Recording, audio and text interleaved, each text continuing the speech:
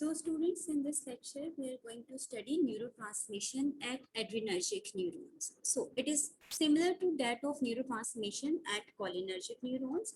We have similar steps in the synthesis of epinephrine as we studied in the synthesis of acetylcholine. So we can say that neurotransmission in adrenergic neurons resembles as that described in the cholinergic neurons. So what are the steps in the synthesis of the neurotransmitter epinephrine? The common steps are synthesis, storage, release, then receptor binding, followed by the removal of neurotransmitter from the synaptic gap or the synaptic space. So coming towards the detail, first, how we can synthesize norepinephrine. For the synthesis of norepinephrine, we need an amino acid, and name of this amino acid is tyrosine. So here in the figure, at the right side, we have an amino acid that is tyrosine.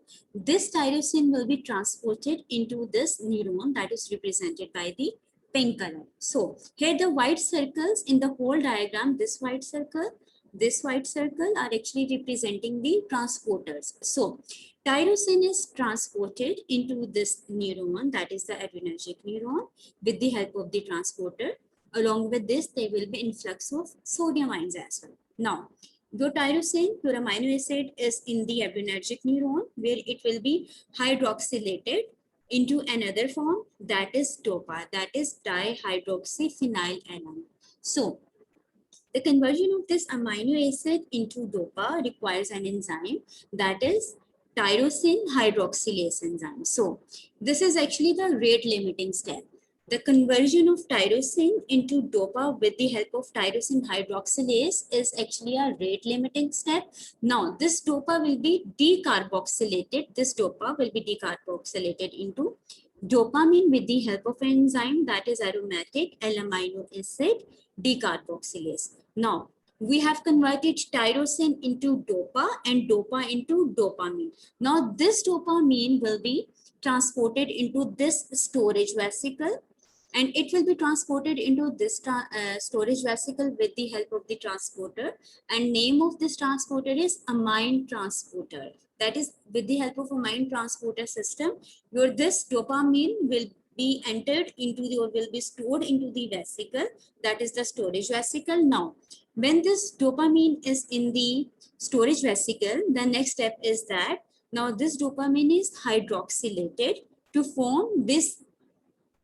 block, that is the norepinephrine, this blue colored block. So now this dopamine is converted into norepinephrine after hydroxylation, that is your dopamine is hydroxylated to form norepinephrine, and this will be possible with the help of the enzyme, that is dopamine beta hydroxylase. Now we have the steps that first there was the entry of the amino acid, that is tyrosine, into the neuron with the help of the transporter. Then we converted this tyrosine into DOPA.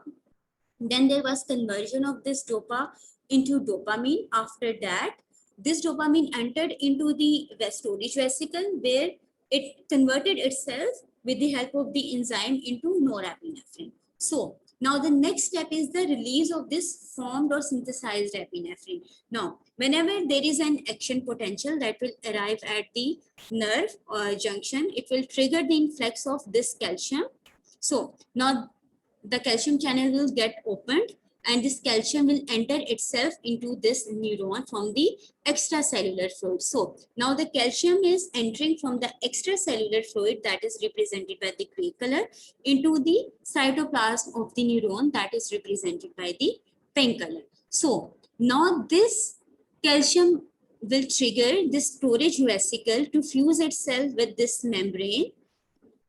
Whenever there will be fusion of the storage vesicle with this neuronal membrane, there will be release of the content of the storage vesicle, that is, there will be release of the norepinephrine into the synaptic space. So this night, first of all, what will happen? Your synaptic vesicle, that is this synaptic vesicle, it will fuse itself with the cell membrane, with this cell membrane, to expel the whole content, that is the epinephrine, into the synaptic space. Now we have a drug, that is guanethidine, that has ability to block this release. Now What is the next step? Now this released epinephrine will bind itself to the receptors which are present post-synaptically on the effector organs, or this norepinephrine also has the ability to bind itself to the presynaptic receptors which are present on the neuron, which are present presynaptically. Now, after the binding of the norepinephrine to the receptors, there will definitely be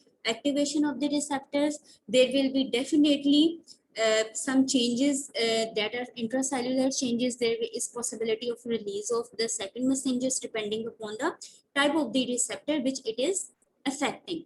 There is possible involvement of cyclic AMP. There is also possible that there is involvement of phosphatidylinositol cycle. So it will all depend upon the receptor which is get activated. Normally what happens that presynaptically we have a receptor that is alpha 2 receptor.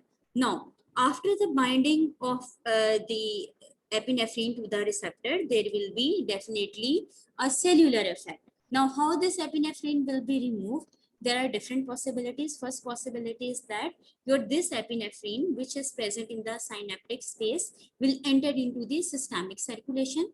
So this is also one way of removal of the norepinephrine from the synaptic space. Now, what is the second possibility? That we have an enzyme in this space that is catechol O methyl transferase. Now, this has ability to inactive the norepinephrine to convert this norepinephrine into inactive metabolites. So here we have two possibilities.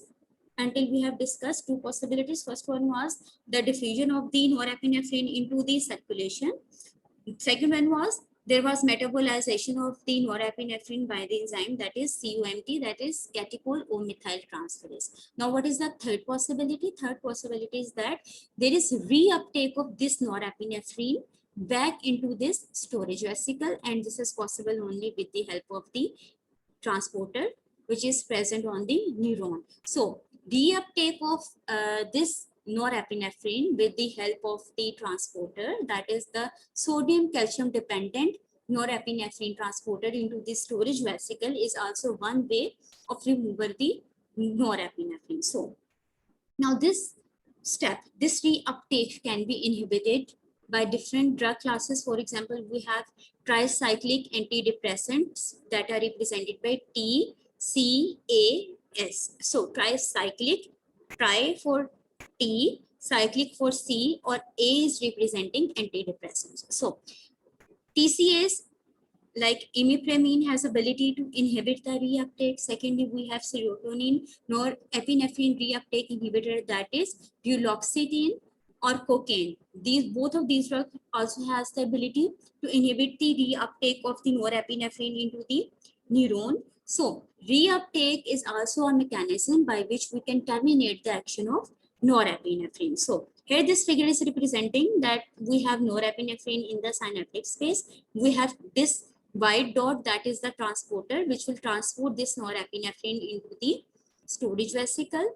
But now we have drugs, we have TCAs, we have cocaine which has ability to inhibit this reuptake of the drug into the storage vesicle. So now what is the potential fate of the recaptured norepinephrine? Now this norepinephrine will store itself or will re-enter into the synaptic vesicle, that is the storage vesicle, and this storage is also possible with the help of the amine transporter. So here we have the amine transporter. This will help your norepinephrine to enter into the storage vesicle and release when it is required. So this is the storage vesicle which is storing your norepinephrine. So alternatively, we have an enzyme in our neurons that is monoamine oxidase, that is represented by MAO. This monoamine oxidase is also present in the neuron. This also has ability to oxidize this norepinephrine and convert it into inactive metabolites. This enzyme, that is monoamine oxidase, is actually present on the surface of the mitochondria. So on the surface of the mitochondria, and you know that this mitochondria is present in the presynaptic neuron in this pink color, and this pink color contains monoamine oxidase. This monoamine oxidase is present on the surface of this red color structure, that is the mitochondria. So this monoamine oxidase, which is present on the surface of your mitochondria, will oxidize your cytoplasmic norepinephrine and it will try to deactivate this norepinephrine. So this is actually the whole cycle which is representing that how there is the formation of norepinephrine from the amino acid tyrosine. Tyrosine is converted into dopa, dopa into dopamine. Then within the vesicle, this dopamine is converted into norepinephrine, while after the action potential, after the influx of the calcium, there is release of this norepinephrine into cytoplasmic space, and we have catechol O-methyl transferase in our cytoplasmic space, which has ability to inactive this norepinephrine. Secondly, we have another enzyme, that is monoamine oxidase, which also has the ability to inactive this norepinephrine within the neuron. So we have two enzymes, catechol O-methyl transferase, monoamine oxidase. Both of these enzymes have ability to inactive the norepinephrine. So students, this was all about the synthesis of norepinephrine, or this was all about the neurotransmission within your adrenergic neurons.